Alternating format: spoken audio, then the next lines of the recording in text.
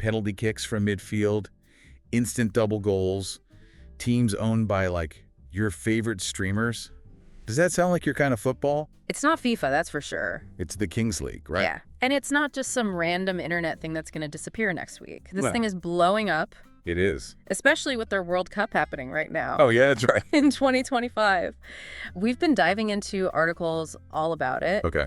About the league itself, its crazy popularity, and some pretty interesting parallels with what's going on in the NBA. All right, welcome to the Decent Deep Dive, everybody. It's great to have you here. Yeah, thanks for joining us. We take your sources, articles, research, those notes you scribbled on a napkin. Yeah, exactly. And basically, we extract all the good stuff. The juiciest bits. Yeah. Think of us as like your shortcut to being in the know. Exactly. So let's unpack this whole Kings League phenomenon. Yeah. For those who haven't been, like, glued to the streams, what exactly is it? Yeah, I've heard about it, but honestly, it sounds like something out of a fever dream. It's pretty wild. I mean, isn't football already pretty exciting? Yeah. Why all these extra bells and whistles? Right. Well, the Kings League is the brainchild of Gerard, who you might know as, like, the ex-Barcelona star, right? Yeah. And Ibai Llanos. He's a huge streamer. I don't know if you've heard of him. I have, yeah. So they launched it back in 2023. Okay. And it's essentially seven-a-side football, but, like, on fast forward. Okay. The main thing is it's pure entertainment. They want people to have fun. Okay, yeah, I could see that. Teams are owned by streamers. Right. And the players are a wild mix, you know. Okay. You've got ex-pros like Ronaldinho.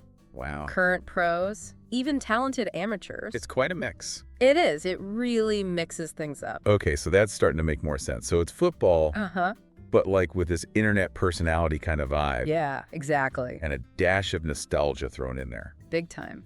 But you mentioned some crazy rules, right? Oh, yeah. I'm guessing they're not playing by the, like, standard FIFA rulebook here. No, absolutely not. Okay. Unlimited substitutions. Wow. Which makes things really interesting. That keeps the energy high. Yeah. It leads to some interesting tactical decisions. I can imagine. Yellow and red cards. Right.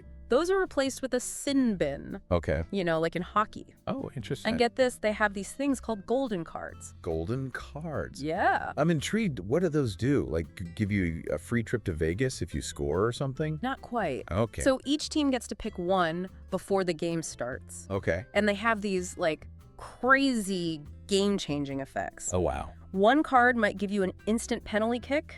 Oh, wow. Another could make your next goal worth double the points. Okay. And some even let you, like, steal a card from the other team. Steal a card? That sounds like straight out of a video game. Yeah, it does, doesn't it?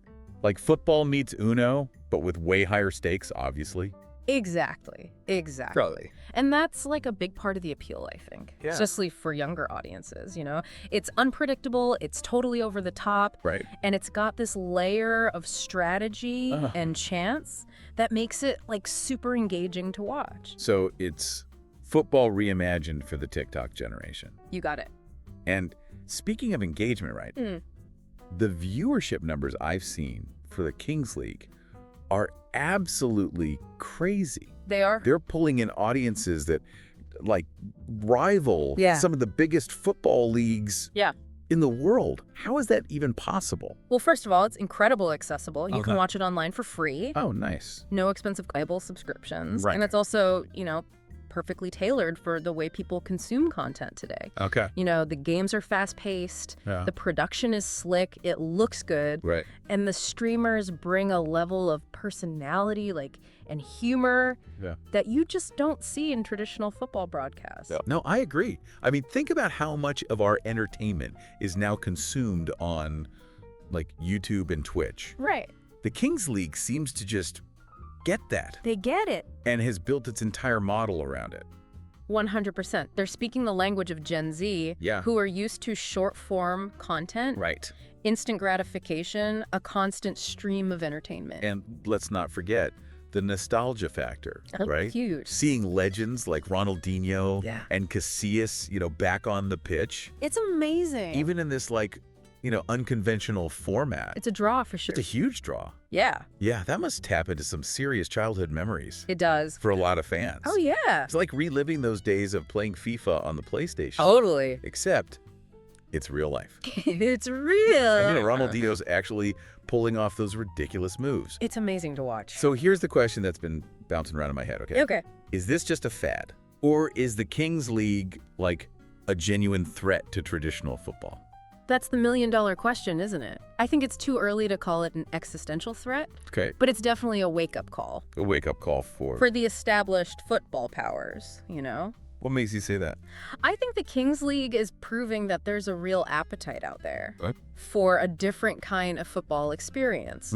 One that's tailored, like we were saying, for a digital audience. Yeah. And embraces the entertainment aspect of the sport. So it's not just about the beautiful game anymore. Not just about that. It's about the whole package. Yeah. Like the personalities, Right.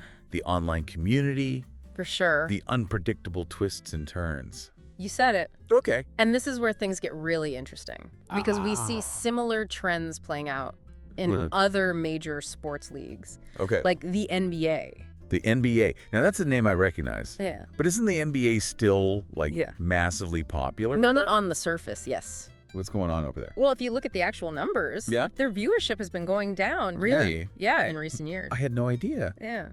So what's causing this decline? Is it the Kings League effect? I don't think so. Okay. I don't think it's spreading across the Atlantic just yet. Not quite. It's more like the Kings League and the NBA Yeah. are both symptoms of a bigger shift Okay. in how people consume sports and entertainment. Okay, so if it's not the Kings League stealing all their viewers, Right. what's causing the NBA's problems then? Well, there are a few things happening. Okay. One is the rise of, alternatives like college basketball, Okay. which often has more unpredictable gameplay Yeah. and a stronger sense of passion and rivalry. Right. It's kind of like what we were talking about with the Kings League. Yeah. Appealing to a younger audience, looking for something different. Yeah. Something that breaks the mold. Okay, so competition is heating up. Yeah. Not just within the NBA itself, but from totally different leagues and formats. Exactly. That makes sense. But I've also heard some fans complaining about Oh, yeah. this thing called load management. Ah. Yeah. What's that all about?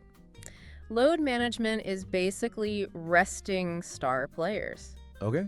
Even during, important games. Right. To prevent injuries and keep them fresh for the playoffs. Okay. Which makes sense strategically, Yeah. but can be super frustrating for fans. Yeah. Especially if they're paying to see these guys play. Exactly. Like you Right. go to a game. Yeah. Or you tune in on TV, expecting to see LeBron Yeah. or Steph Curry dominate, and they're just sitting there on the bench. In street clothes. Yeah. Exactly. And it's not just the fans feeling cheated, right? No. It affects the whole league, too. Oh, really? Yeah, it can impact the competitive balance. Oh, okay. When star players are constantly sitting out, Yeah. it devalues the regular season. Makes it harder for, smaller marketing teams to gain traction. It's kind of like a double-edged sword, right? It is. You want to keep your star players healthy and all, Yeah. but you also don't want to annoy your fans. Right. Yeah. Or mess up the competition. Yeah, you got to find that balance. Right. And here's another interesting thing. Okay. While TV viewership for the NBA is going down, Uh-huh. attendance at games is actually up. It's true.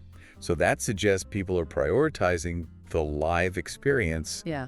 over watching it on TV. Yeah, they want to be there. Okay, so could we see a similar trend in football then?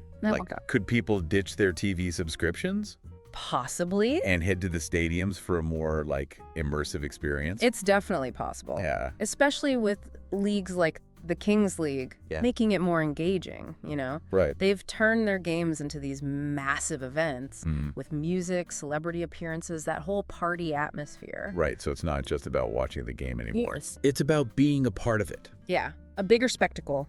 And that spectacle, it's made even bigger, right? Uh-huh. By the whole online world surrounding the Kings League. Oh, absolutely. You've got the streamers interacting with the fans constantly, Yeah, building the hype. creating this sense of community that extends way beyond the pitch. Yeah, they're smart like that. So this digital savviness, Hmm.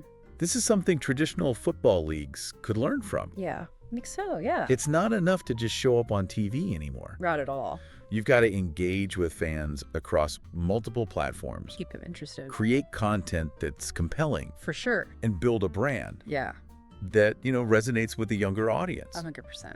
Okay, so we've got these alternative leagues popping up. Uh-huh. We've got this load management thing. Right. and the rise of live events. Yeah. Are there any other factors, contributing to the NBA's viewership decline? Well, there's been some talk about the style of play in the NBA becoming a little too reliant on three-pointers. Yeah, I've heard that before. People Yeah. saying, like, the game has become too predictable. Right. Too focused on long-range shooting Yeah. and lacking the kind of, like, dynamic inside the paint action. All stuff. Yeah, exactly. Some people find it, repetitive Right. and less exciting than Yes. like a more balanced style of play Okay. from the past. And while there's not, like, a direct equivalent, right, Right. to the three-pointer in football, Yeah. we could see something similar happen, right? Potentially. Yeah. If the game becomes, like, too dominated Mm-hmm. by one tactic or style. It could happen. So it's about keeping a good balance, Yeah. right, between innovation Mhm. and tradition, Right. making sure the game changes and gets better Yeah. without losing the core elements that make it so great. Exactly. Okay. And then there's the elephant in the room that Oh. we kind of have to talk about. That's always lurking in the background. I know where you're going with this. Politics. Yeah. Ugh. Yes, politics. It's unavoidable these days. It seems like everything is political. It really does. What does politics have to do with the NBA or the future of football? Well, there's been some backlash against the NBA Okay. for their stance on various social and political issues. Right. And some fans feel alienated by like the league's outspokenness and have stopped watching because of it. So it's a question of how leagues and athletes navigate this increasingly politicized world we live in, right? It is. Do they stay silent and risk upsetting part of their fan base? Right. Or do they speak out Yeah. and risk upsetting a different part? Yeah. It's tough. It's a tough balance. It is. Yeah. And this is something, that football leagues, especially the big ones, are going to have to deal with more and more. Okay, so we've explored the Kings League. We've broken down the NBA's viewership issues We did. and found some interesting parallels between the two. Yeah, for sure. So what does it all mean? What's the main takeaway for our listeners? I think the key takeaway here is that sports and entertainment are changing.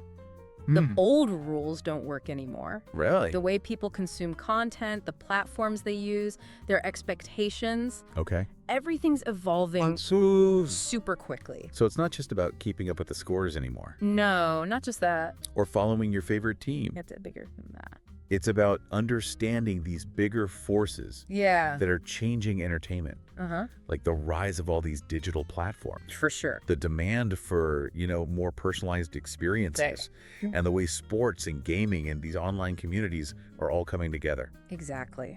And if we think about you, the listener, Yeah. what does this mean for how you engage with your hobbies, the media you consume, even your career? That's a great question. It's like, Yeah. holding up a mirror to ourselves.